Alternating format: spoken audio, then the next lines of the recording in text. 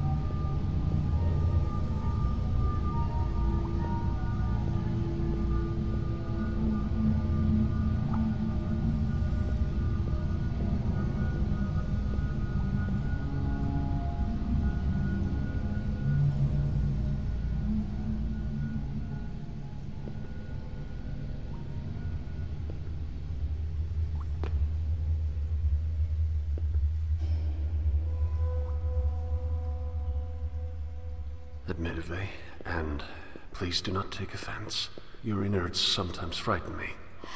Even in the complete safety of a belly and to myself, there are places like this that I do not want to know.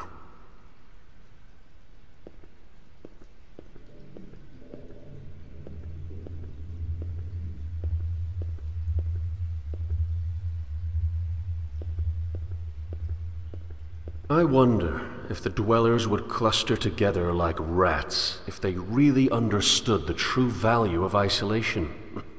All of their pathetic little wars and ridiculous assumptions of superiority would be washed away if they all had their own private labyrinths to roam around in. Granted, they could never understand the importance of the individual. The megalomania of justice in the guild, order, and, yes, even the unknowing. It's far too strong. There really is no point in even attempting dialogue.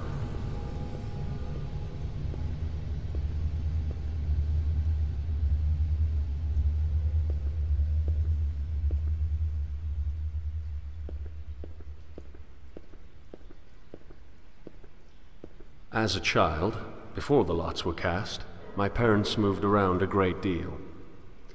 The state of motion was not constant, of course, but it was frequent.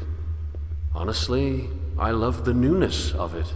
I loved feeling like a sculpture, clay added over and over, but with an artist always ready to carve from my form that which I did not require, continually reshaping my psychology.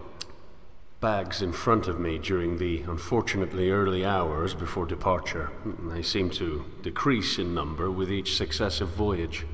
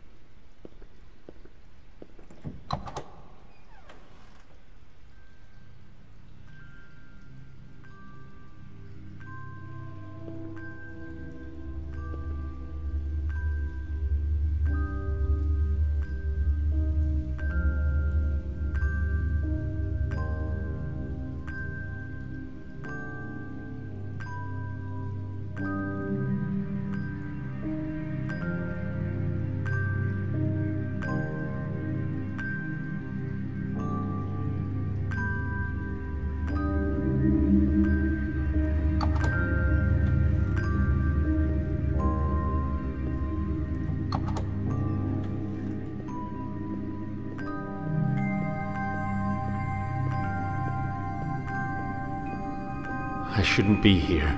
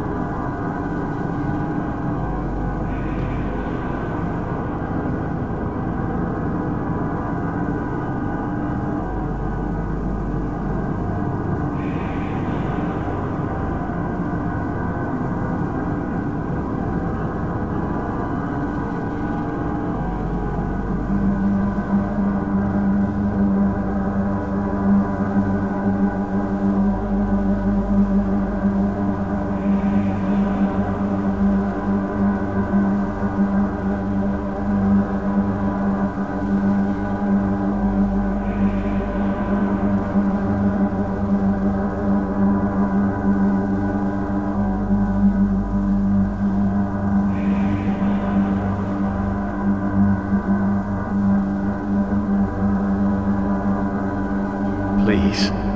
I cannot swim this deep. Let me out. Please.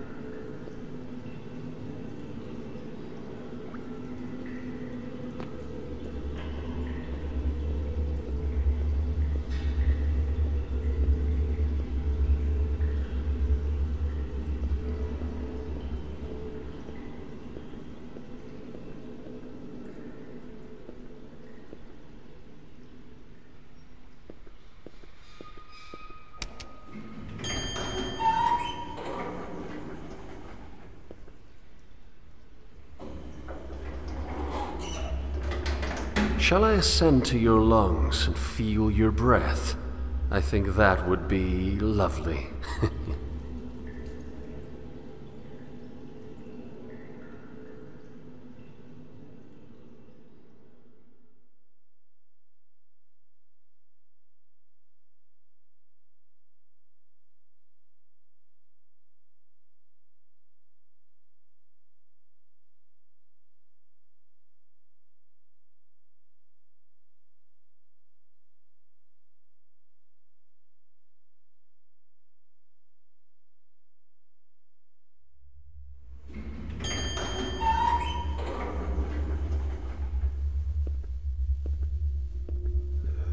Simple little animals, aren't they? Filthy, no doubt, but can you really blame them? I suppose that if I were to hate them for their nature, I would be just as filthy. It's an odd position. To hate a rat for being a rat is to make oneself a rat all the same.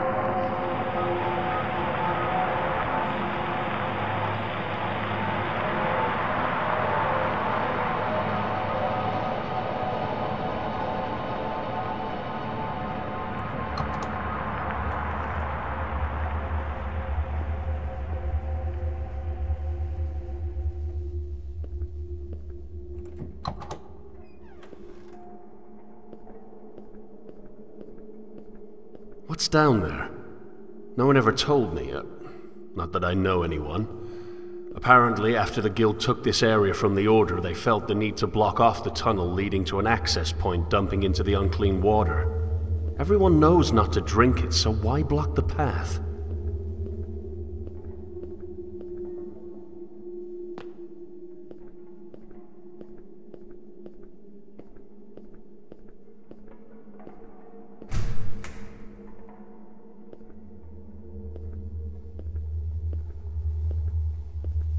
It's funny how they all hoard the same supplies. All of it from the old city, and all of it wasted.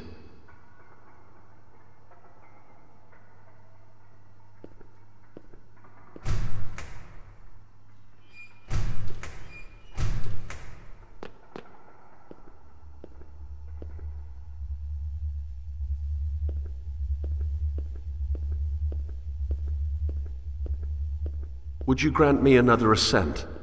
I've explored your innards. Let me scale your back.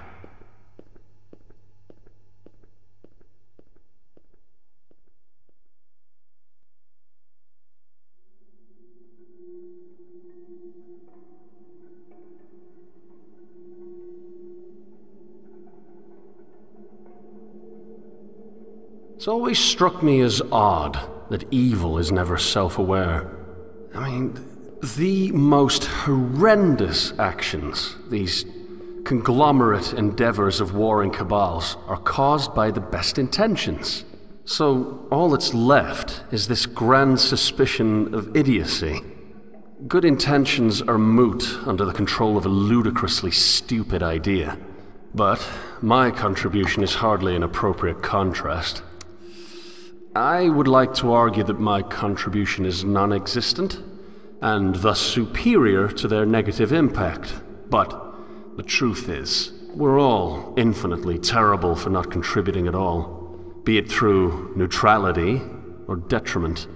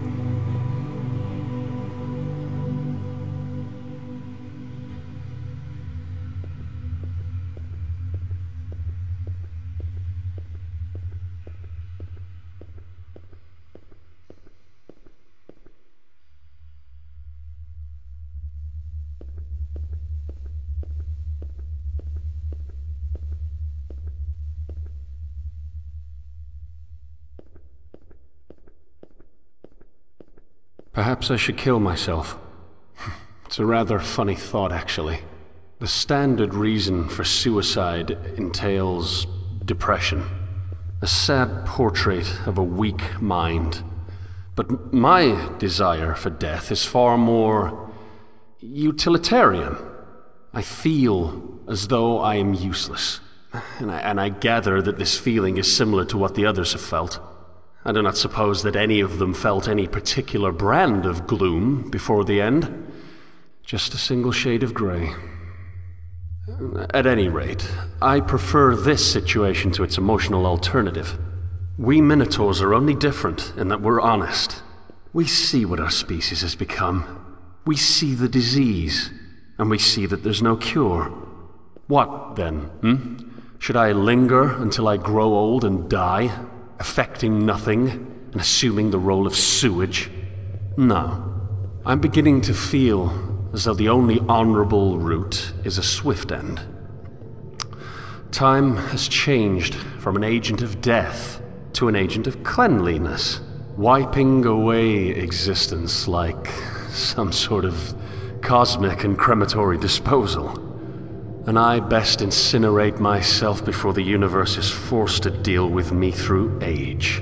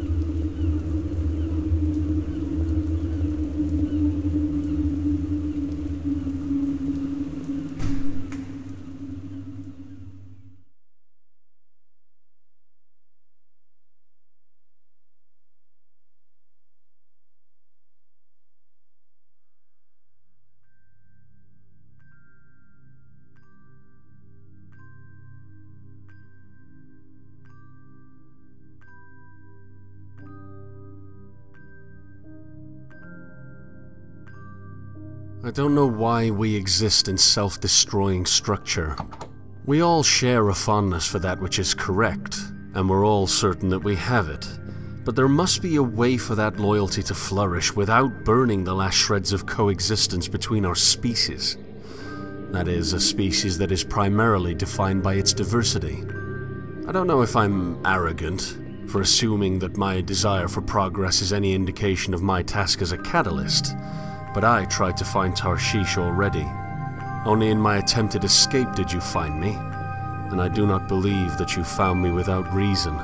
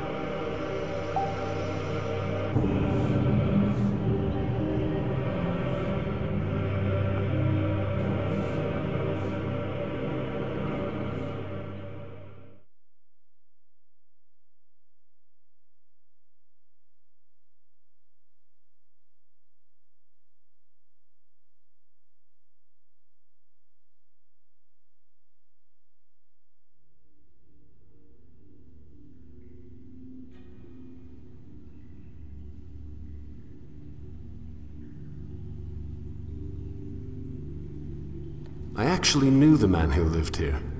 I believe his name was Solomon, though he insisted that the matter was irrelevant. During the few times we spoke, he seemed ungrateful to the point of mental masochism. He would consistently act as though you have somehow maliciously trapped him within your confines to limit what can be done with the outside. I, of course, know you better. You and I have a special relationship.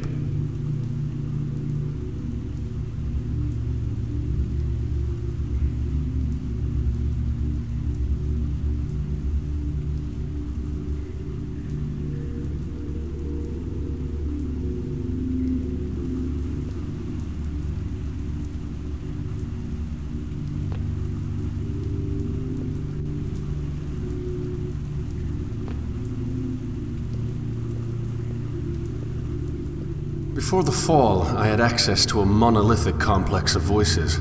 My parents would simply drop me off with the instruction to learn. Vague, certainly, but the uncharted nature of the command provided me the freedom to let my interest plot the course. My travels picked up in speed as the voices became stronger, pulling me ashore to distant lands where discovery welcomed me with open arms.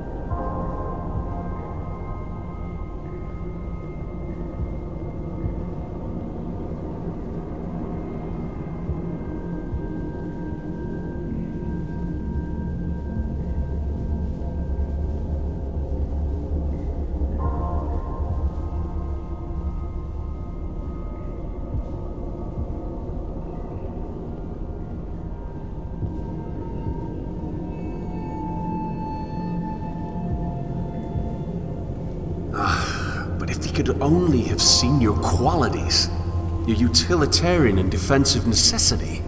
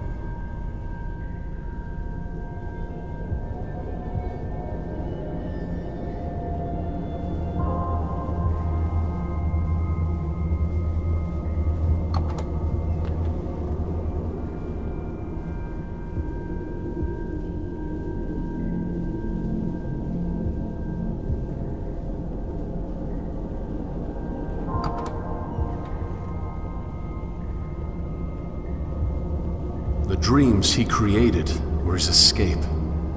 I often feel as though they can only function as such. They have a marginal effect, yes, but the required time for any real impact is far too great.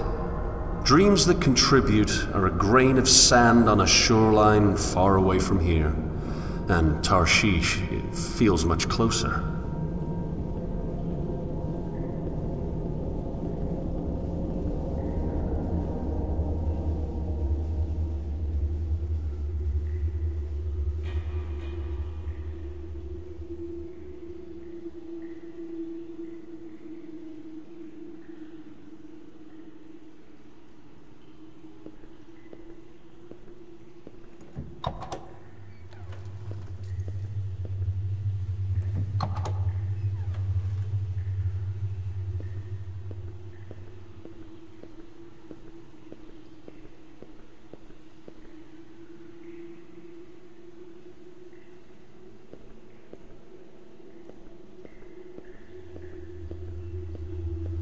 Naturally, I have my moments where I wish I could sail, but these are nothing but unchecked emotional discharges amidst an otherwise passably clear and somewhat intact realism. Solomon never could stop the dreaming. His unrestrained imagination grew until the contrast was too much, and he was forced to take the honorable route, like so many of the others who litter the walls of your interior.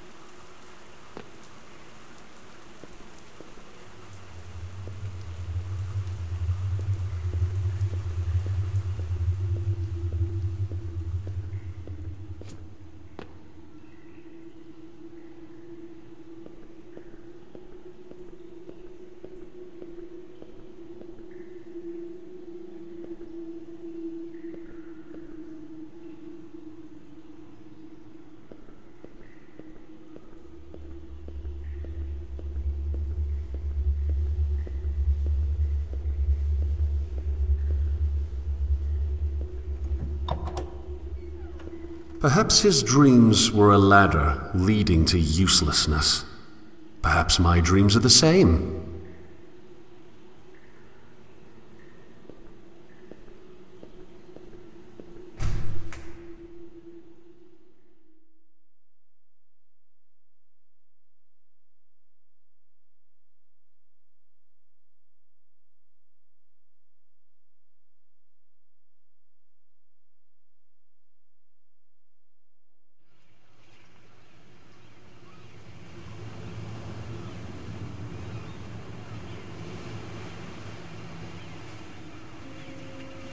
How much do you know of the old world?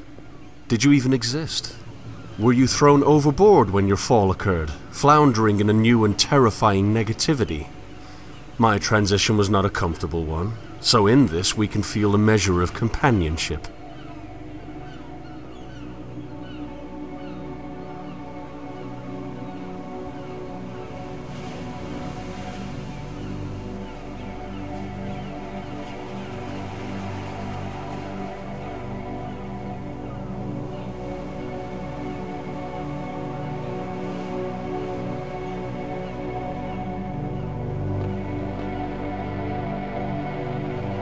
Do you still believe in a world out there in the blue?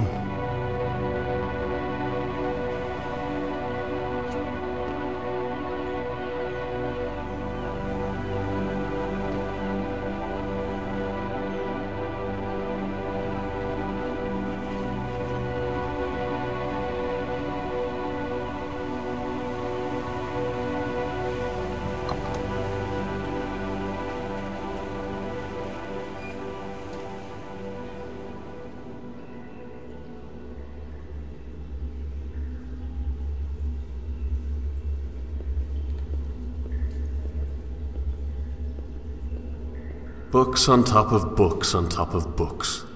Voices creeping in from the vasts of a larger and more ancient world, now trapped in the claustrophobia of narrow minds and cold halls.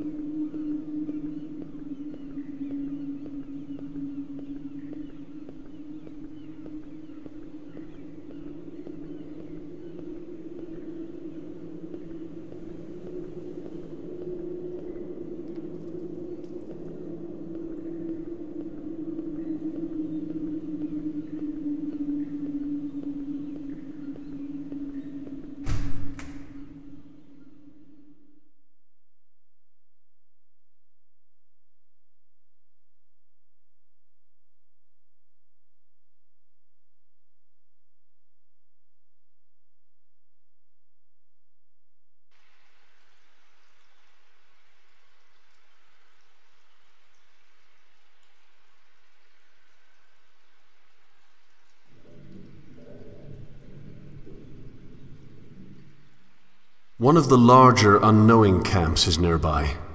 Their lack of organization tends to make it difficult for them to avoid the conflicts between the Guild and the Order.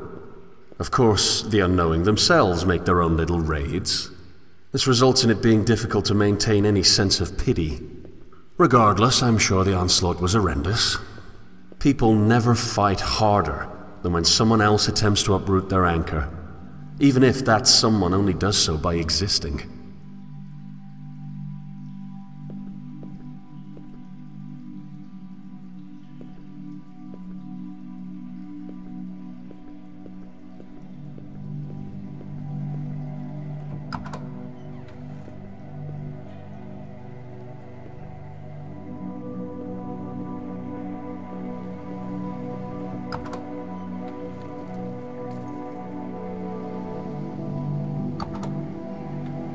We're getting closer, Leviathan. I'm sad to say that our time together might be ending.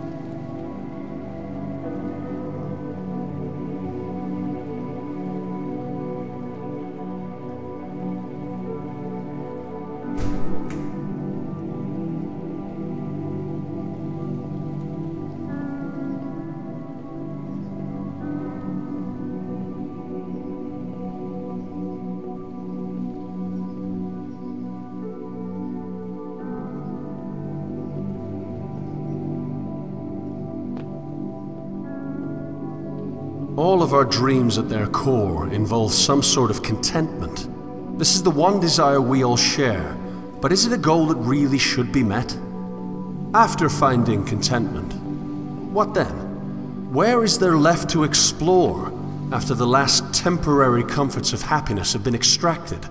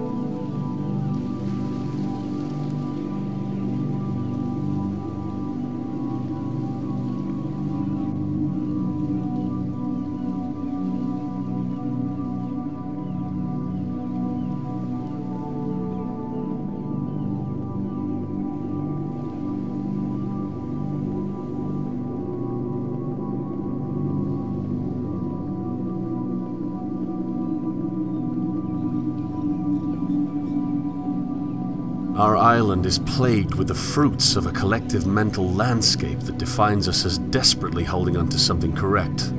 So there is no place to hide, without truly secluding, or perhaps risking, the inland.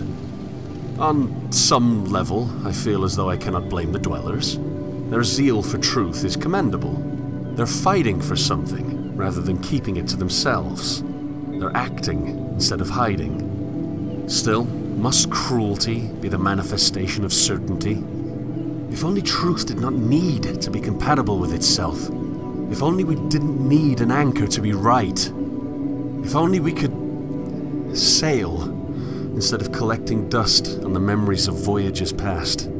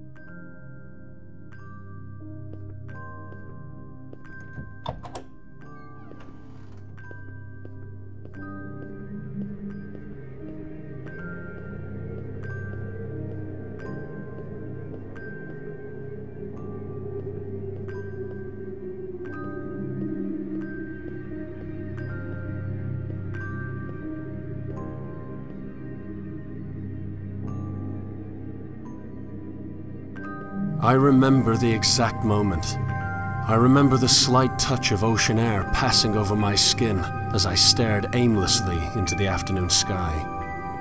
It's interesting how, though generally more depressing, I actually preferred a cloudy sky to a clear one. Two vast expanses of blue separated do not have that quality of diversity that a more speckled display boasts.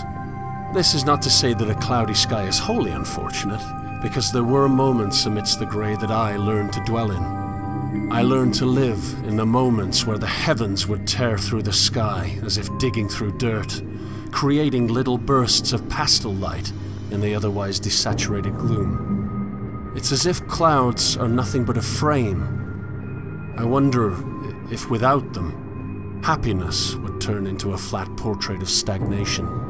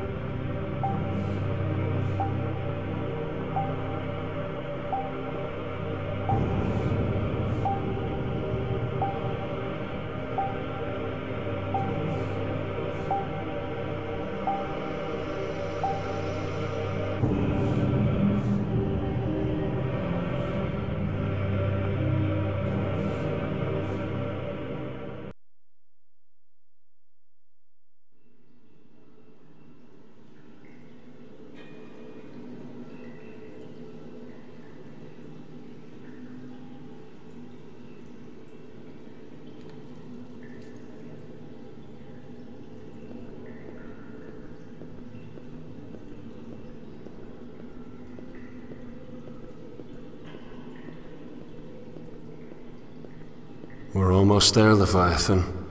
The final step between me and the old city's upon us. I wish I could take you along.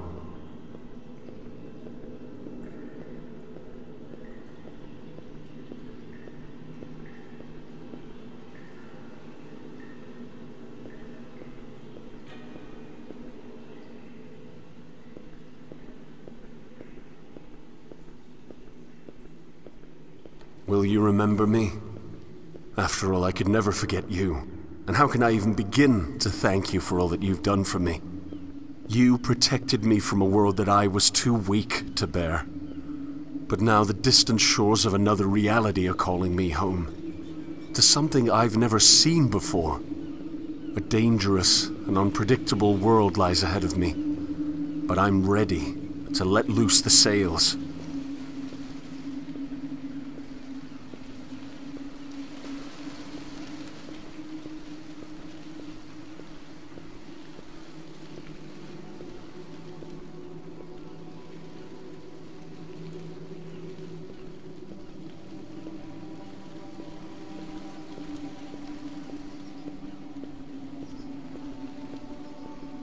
Here it is.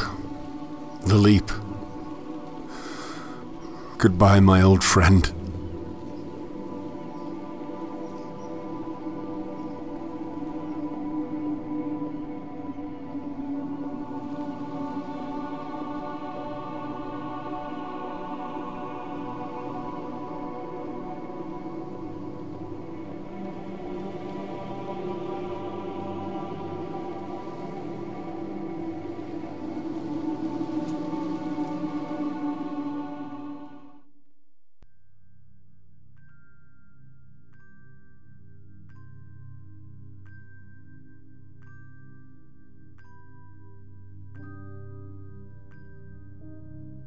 If this final dream before the new is to be trusted, then all life follows the pattern of broken progression. Some call it redemptive history, still others call it galvanization, yet the trajectory is undoubtedly the same. We exist on a familiar shoreline, with the waters lapping at our feet. We look back and see an explored and thus frozen world. Then, as if subconsciously recognizing the need for change, we dive into a prison of even further inactivity. My prison was my only friend, it seems, but even he saw fit to spit me upon a new shore.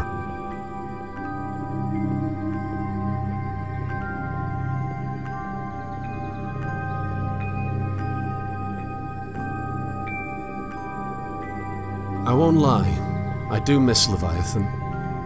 It wasn't his fault that I was a parasite, but was he necessary at all? After being cast out, was devolution in his stomach the appropriate next step? Why couldn't I have simply washed ashore to the old city?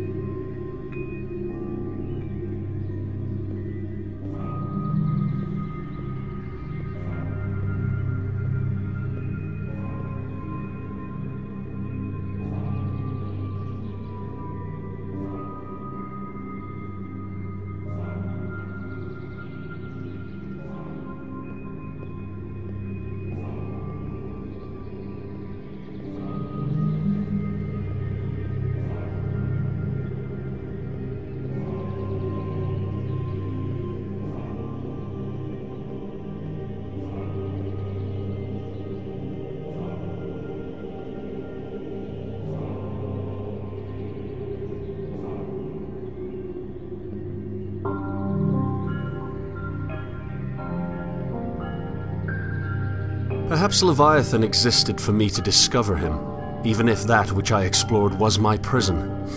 Perhaps I simply needed to see the stagnation before evolving.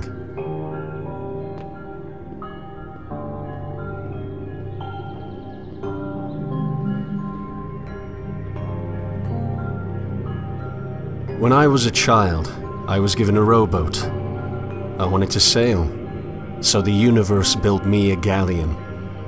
How unfortunate that, when I got older, I no longer wished to explore.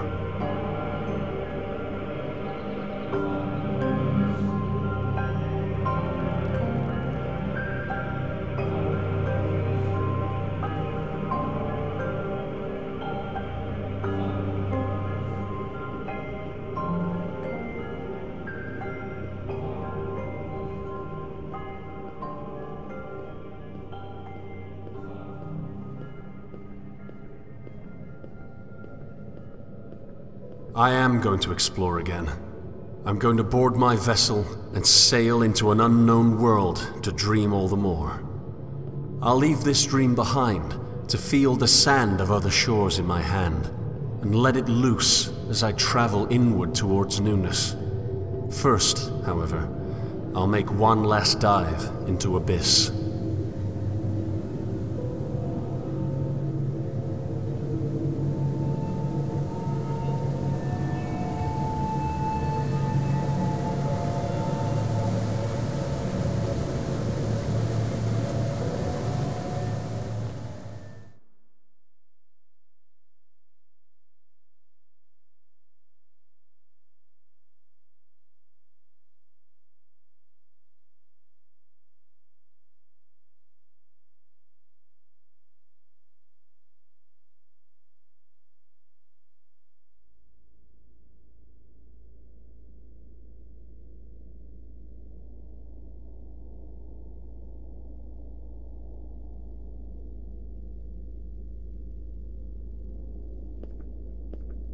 Here lies my captor, the great sleeping fish. My foundation's been disintegrated. I'm left with nothing but void. However, the baby of belief need not be thrown out with the bathwater of certainty. An assertion from an assumption is still an assertion, making any deduction from that foundation subject to critique. I may not be able to... Like a child, I regressed with no end. Over and over I asked, why? As each answer demanded further questioning. Eventually, I convinced myself that the regression was nonsensical, by nature of it being childish. But what if that childlike curiosity is the vessel that can bring us to usefulness? What if we put aside the certainty and adopt discovery?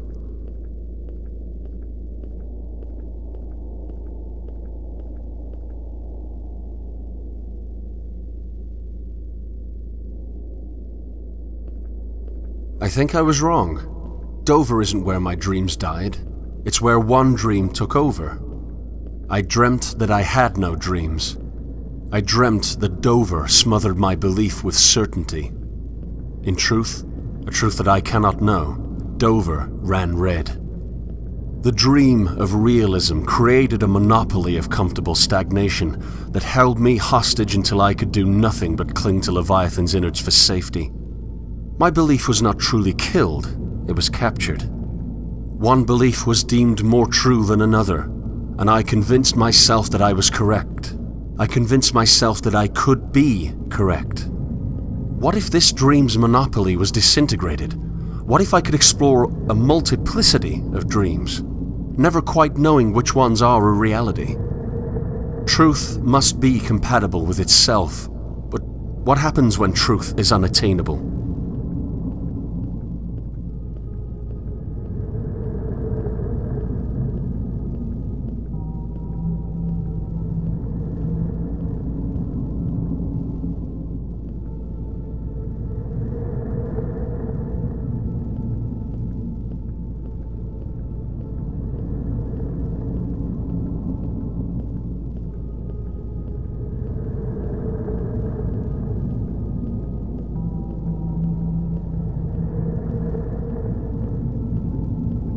The Dweller's dreams could function within themselves, from their foundation, as long as the factions recognize that foundation as a dream. What point would there be in conflict if the dreams cannot truly be controlled? They have their dreams and they cannot assert which is superior, so why not sail?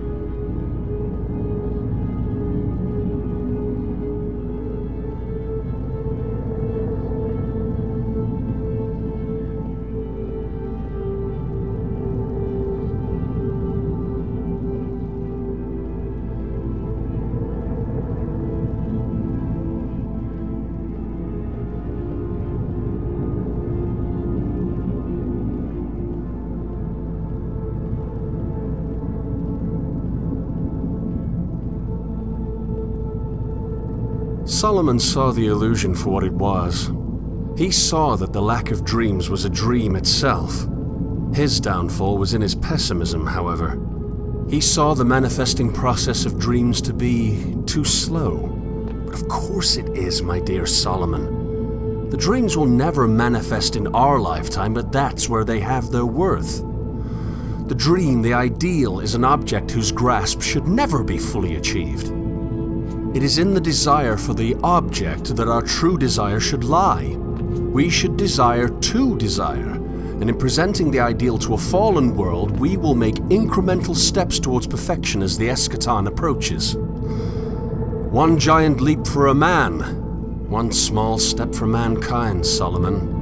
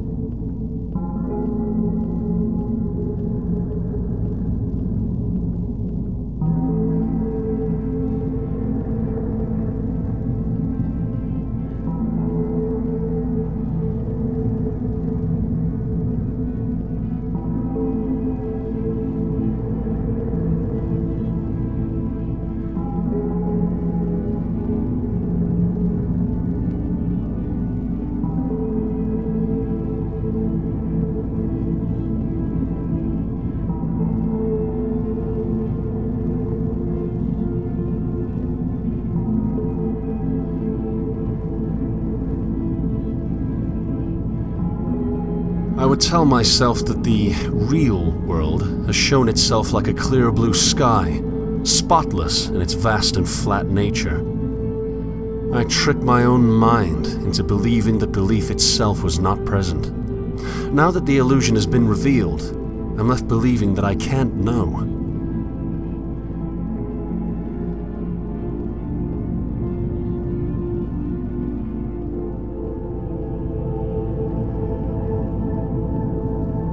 Truth must be compatible with itself based on a starting point I can't prove. I can't assert which dream is not a dream at all because they're all just dreams. Why not discover the dreams I can't control, rather than hiding portions of them away to let what I was certain of flourish?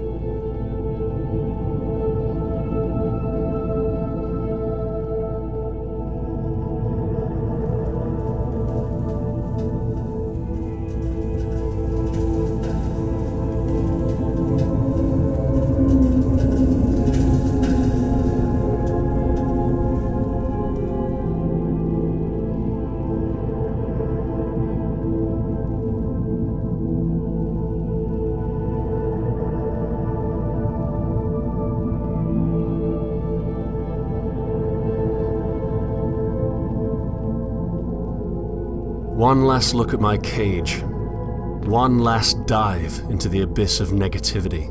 A terrible world full of terrible people, yes, but that can be changed.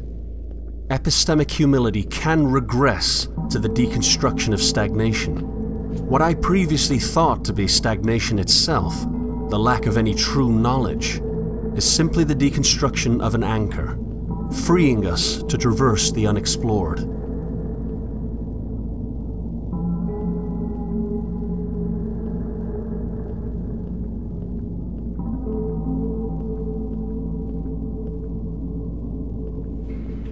I swam the depths. I confronted the bottom of the redemptive checkmark. I was far more negative than those who still cling to certainty, but that's part of the progression. It's part of the broken progression.